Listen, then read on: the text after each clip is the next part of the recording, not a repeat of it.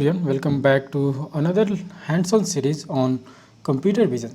So in today's lessons we are going to write a program for median blur. So how to implement median blur using OpenCV in Python programming. So this is the common theory I have listed down, or we have written down from the some useful resources. So median blur is commonly used for image processing technique, and these are the various application and various benefit. So the first one is noise reduction. So median blur is effective in reducing the different type of noises in images, and most common images like salt and peppers and noises and Gaussian noises. Okay, it also the preserve the edge better than the blurring technique like Gaussian blur, and making it particularly useful for images with sharp edge. So if the images are sharp edges, so obviously whenever doing the image processing task, so it's a very important, like in which scenario which type of techniques, blurring techniques or noising techniques we should use. There are different techniques available, right? Gaussian blur, medians, like that. So also, so what are the different use cases based on the image category? Also we can decide like where the different type of noising technique we can use. Also for pre-processing for image analysis. Okay, so median blur is often used as a pre-processing step in image analysis tasks such as edge detection, segmentations, and object recognition. So these are different cases where if you are working some projects like object detections, object recognition project, edge detection projects. So in that case, median blur is very important. Okay, because with the help of median blur, we can do the pre-processing task easily. By reducing noises and smoothing the images, median blur can improve the accuracy and reliability of the subsequent images processing algorithms. Okay, and image denoising. So in medical images, satellite images, and other domain where image quality is crucial, median blur is used for denoising the images for denoising purpose. It helps enhance the visual clarity of the images by removing unwanted noise artifact. Okay, also the feature extraction. So you can get the idea, can be employed to extract the image features such as texture, pattern by smoothing out irrelevant details and emphasize significant structures. Image distortions, it archival and historical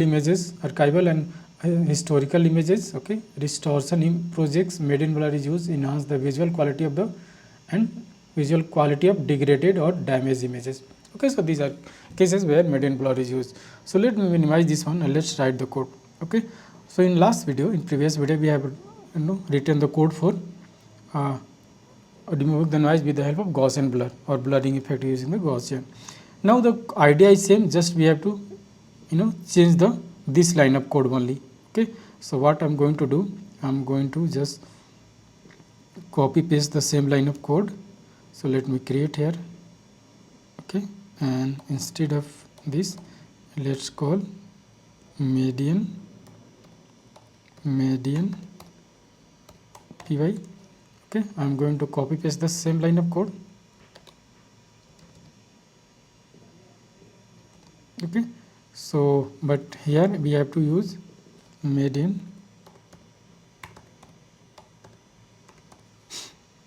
okay, and just close this one and this one, because this step is loading the images, this one is displaying the images. So this will be the same, only we are going to, it will be change the algorithms. Okay, so how to change algorithms? So instead of Gaussian blur, just call it median. So just we have to memorize the name median. Okay, so median blur here, fine, and you can use different size here. So it means here we have to make some, let's give them only 5. Okay, so 5 is the kernel size.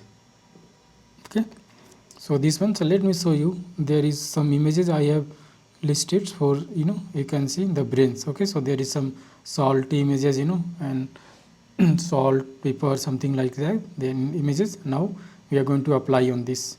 Okay, so brain. Okay, and then what is called brain.png, right? png. Okay, fine. So let's run this program. Okay, so you can see this one is our original images. Okay, and this one is removed, removing some noises. So let's increase the kernel size. Okay, so let's call 9 by 9. Kernel size is 9. Okay, so you can see it's removing more noises here. Okay, if let's make it more clear, so I'm going to changing. So always some conventions, or there is some logic behind, like why we should kernel size should be in odd number. Okay, so you can see this one is, but still you can see there is more details of images, or we are getting lower and lower, more detailing we are hidden from these images. So we have to take care about which one is the best kernel size for getting the optimal result based on your need. Okay, so let me 9 should be, I think it's looking more. Okay, so I think 9 is better one for getting all the details. Let me change it 11. See how this look like. Okay, fine. I think this one is more clear, and we are getting the clear picture. All the detailing of the images we are getting, and remove noises is already removed. Okay, so we can apply on different one. Okay, so let me change some images. Okay, so let me this multi-face images. Okay, not this one, multi-face. Okay, so let me try this one. Okay, so you can apply on different images. I'm just try to show you some of how to how these things are working and how code implementation work. You can apply different changing the different kernel size and what you want to achieve from the images. Okay, so multi-face dot jpg. Okay, so image jpeg images jpg. Okay, so let's run.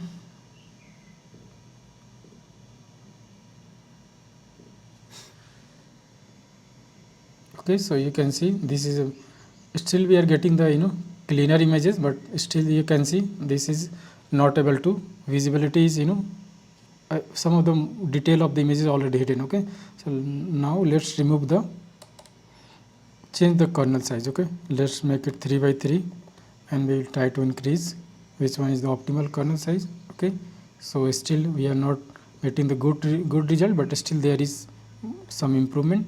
Let's change it 5. Okay, so now still we are getting some better images. Okay, let's change it 7. Okay, so this way all the Photoshop or any others